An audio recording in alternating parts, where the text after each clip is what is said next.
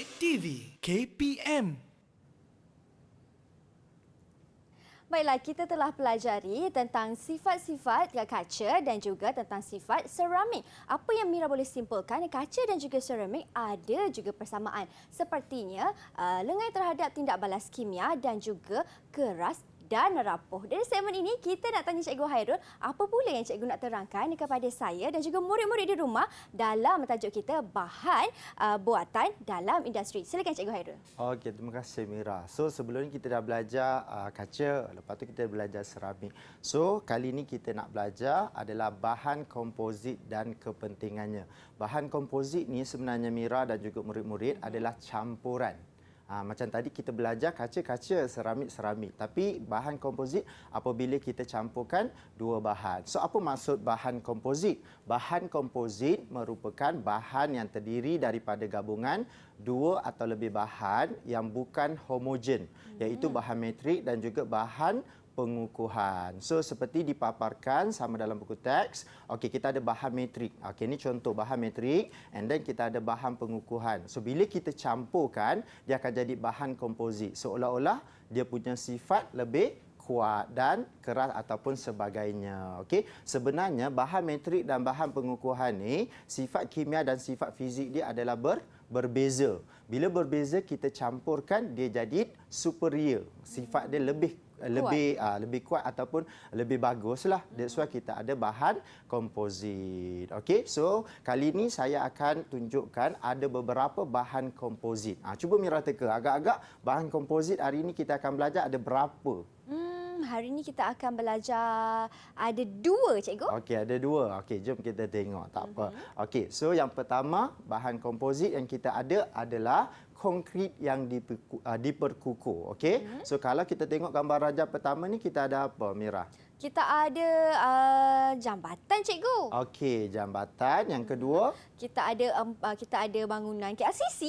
Okey, KLCC. Sebelah tu? Sebelah tu kita ada empangan. Okey, empangan. So, konkrit yang diperkukuh adalah tujuan dia untuk membuat ataupun pembuatan kepada jambatan dan bangunan. Okey. So apa sifat bahan komposit ini? Okey, sangat kuat, mampu menahan regangan, tidak mudah retak, tahan kakisan, mudah dibentuk pada sebarang bentuk. Okey, biasanya bahan komposit ni kita campurkan apa? Nak buat bahan komposit, kita akan campurkan simen, kita campurkan apa? Keluli buat dia punya tertulang. Betul. Kan? Okey, kita campurkan batu. So dia akan jadi konkrit yang diperkukuh. Cuba Mira bayangkan kalau bangunan dibuat daripada simen saja.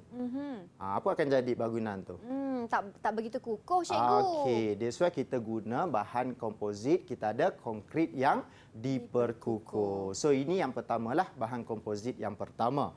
Okey, kita tengok bahan komposit yang kedua, kita ada kaca gentian. So kaca gentian kat sini saya bawa satu contoh. So Mira boleh tengok kat depan warna putih tu apa? Ini ialah helmet. Okey, helmet kan? Okey, tahu tak murid-murid dan Mira, sebenarnya helmet pembuatan dia kita menggunakan kaca gentian. Okey, selain daripada helmet, kita ada kita guna bumper kereta lah. Bukan buat kereta tu kita buat daripada besi kan. Okey, tapi untuk dia punya bumper kereta kita buat daripada kaca gentian. Okey, di sini kita ada litar. Okey, gambar rajah yang ini Mira, kita ada apa? Sampan. Okey, sampan yang bukan kayu lah. Okey, ini sampan daripada kaca gentian. Yang sebelah ujung sana kita ada apa? Kita ada bekas air, penyimpanan air, Cikgu. Okey, tangki air. Lah. Okey, tangki air. So sebenarnya tangki air, sampan yang ini sebenarnya dibuat daripada kaca gentian. Okey. So yang ini dia punya sifat bahan komposit lah. Yang pertama kita ada apa? Kekuatan regangan yang tinggi. Okey. Kedua kita ada keras, ringan dan kuat. That's why kita guna untuk buat sampan. Okey, penebat haba dan elektrik yang baik. Okey, lepas tu mempunyai ketumpatan rendah, lengai terhadap bahan kimia. Okey. So yang inilah kita guna kaca gentian untuk pembuatan dalam barang-barang yang dipaparkan. Okey. So yang ini yang kedua. Okey, kita pergi pada bahan komposit yang ketiga. Okey, bahan komposit yang ketiga kita ada apa ni Mira? Gentian optik, cikgu. Benar dengar tak gentian optik ni apa? Pernah, cikgu. Biasanya dia berkaitan dengan apa? Dengan telekomunikasi. Okey, pandai. Okey, maksudnya Mira boleh kerja dengan syarikat telekomunikasi lah. Okey, so gentian optik ni, okey, biasanya kita guna dalam penghantaran data lah. Yang tu yang pertama. Yang kedua, kita tak guna dalam kamera video, tapi kita menggantikan wayar kuprum dalam kamera video ni menggunakan gentian optik. Sebab bila kita menggunakan gentian optik, gambar dan signal yang dia beri itu lebih terang, lebih baik dan sebagainya. Okey, yang ketiga seterusnya, gentian optik ini juga digunakan dalam penghantaran data. Okey, so antara sifat bahan kompozit, bagi gentian optik kita ada data dihantar secara digital.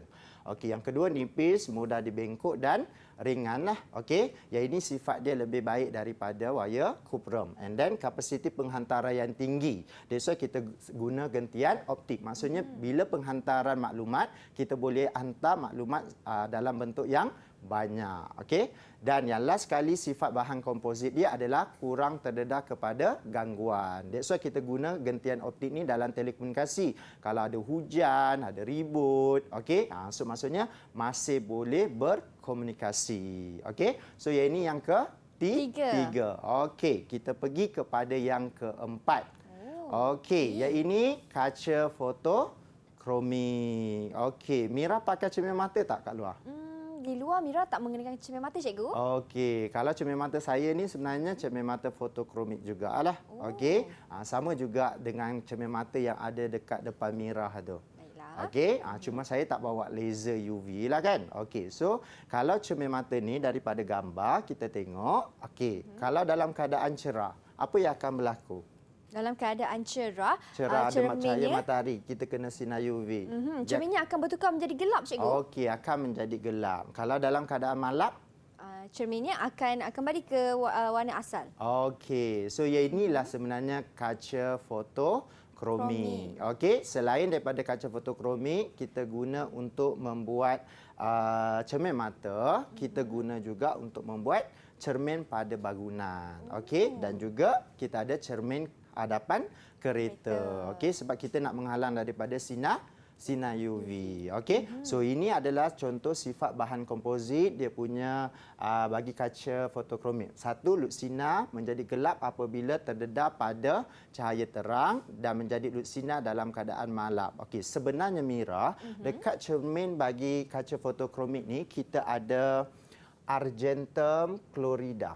So, apabila kena cahaya, akan terbentuk atom argentum yang menghalang sinar UV. Itu yang menjadikan cermin mata kaca fotokromik adalah bertukar menjadi warna hitam. Okey, apabila dalam keadaan malam, kita ada kuprum 1 klorida yang akan memangkinkan untuk cermin kaca fotokromik ni kembali menjadi lut sinar. Okey, so ini kaca fotokromik. Okey, so kita pergi kepada yang Yang kelima, cikgu. Okey, so kita ada superkonduktor. Okey, untuk superkonduktor kita ada sifat bahan kompozit memiliki sifat superconductivity. Macam saya sebut tadi, superconductivity ni adalah sifat di mana boleh mengalirkan arus elektrik dengan rintangan yang kosong. Okey? Okey. So that's why kita sebut superconductivity. Okey?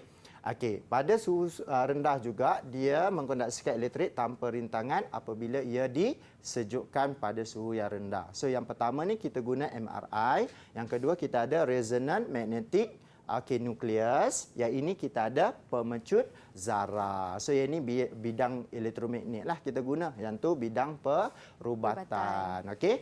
Okey, ini adalah superkonduktor. Okey, so kita dah belajar ada berapa tadi? Ada 5. Okey, ada 5. Okey. Okey, sekarang ni saya nak bagi soalan kewajaran. Okey, soalan menilai. Okey, nak minta Mira dan mungkin murid-murid di rumah boleh berbincanglah bersama family, ada rakan-rakan. Okey, so soalan dia, wajarkan penggunaan konkrit yang diperkukuh dalam pembuatan bangunan. Cuba kalau kita guna simen saja. Boleh tak Mira tadi? tak boleh cikgu. Tak boleh. So kita mesti gunakan apa? Besi ni kan? Betul. Okey, besi. Okey, kita mesti ada konkrit, kita mesti ada apa? Campuran batu, betul tak? Okey, jadi wajar tak konkrit yang diperkukuhkan ni kita guna dalam pembuatan bangunan? Wajar tak? Jawapannya ialah wajar cikgu. Okey, wajar. Okey, bila wajar, sebab dia? Sebab dia untuk memastikan bangunan yang dibina lebih kukuh dan juga kuat. Okey, pandai. So kesan dia bangunan tu akan? Bangunan tu tidak akan mudah runtuh cikgu. Okey, pandai. Ini adalah soalan yang aras tinggi Mira. Okey, tahniah. Saya bagi lagi 2 bintang untuk Mira. Saya dapat 2 bintang. Terima kasih cikgu. Okey. Okey, kawan-kawan dekat rumah macam mana? Dapat tak jawab soalan cikgu? Kalau dapat, bintang ni sama-sama milik kita. Baiklah cikgu, seterusnya. Okey, seterusnya saya nak bawa Mira kepada soalan, masih soalan mewajarkan. Okey, Baiklah. soalan mewajarkan. Wajarkan tindakan yang perlu dilakukan oleh pemandu tersebut. Okey, mari kita lihat gambar raja yang tertera. Okey, agak-agak gambar raja ni tentang apa Mira? Pemandu ni macam silau cikgu. Okey, Ada cahaya matahari. Bila kita memandu tu ada cahaya silau kan. So apa tindakan yang boleh diambil oleh pemandu tersebut? Tindakan yang boleh diambil, caranya mungkin pemandu tersebut boleh memandu dengan cermin kereta yang menggunakan kaca fotokromik dan juga boleh menggunakan cermin mata yang menggunakan cermin fotokromik. Okey, pandai. Mira sangat pandai hari ini. Okey, so maksudnya kita guna kaca fotokromik. Wajarlah. Okey, kita guna kaca fotokromik. So kalau kita guna kaca biasa, mungkin sinar UV tu akan kena mata dan juga kulit. That's why kita guna kaca fotokromik. So kesannya dia akan menjaga kesihatan kita lah. Kita tak kena katarak mata dan sebagainya. Okey. Okey, saya nak bagi lagi Mira 2 bintang. Wah, Mira dapat lagi 2 ganjaran. Terima kasih cikgu. Baiklah kawan-kawan, sebelum kita berhenti berehat, apa yang Mira boleh kongsikan? Ingat, bahan komposit ada 5 jenis. Yang pertama, kita ada konkrit yang diperkukuh, kita ada kaca gentian, kita ada gentian optik. Yang keempat, kita ada kaca fotokromik dan yang terakhir, kita ada superkonduktor. Selepas ini, Cikgu Hairul akan kongsikan lebih banyak lagi tentang bahan buatan dalam industri. Nak tahu? Teruskan setia menonton Menengah Atas di Didik TV KPM.